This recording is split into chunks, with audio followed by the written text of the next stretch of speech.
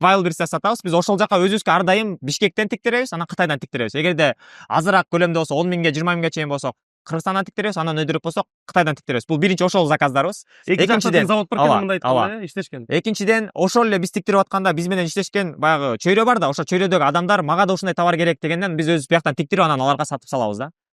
Ошол $1,5 миллион доллардан кандай болду эле ошол келди сизге? Келдик, биз товар чыгардык, бияктан образецтерди чыгардык, алып бардык, бааларын эсептедик. Мисалы Москва, башка ошо Казакстан болобу, Европа өлкөлөрүндөгү биз ошол чыгарган баалардын оптовый баасын карайбыз. Аналитика кылабыз да, мисалы биз трэш чыгарсак, бул ал жакта мисалы Москвада 2300 рубльдан сатылып атат экен.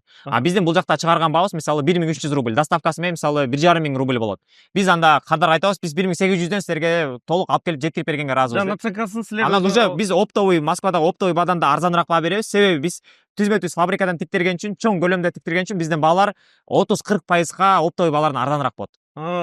Ошол себептен дагы бизге чоң көлөмдөгү клиенттер келет да.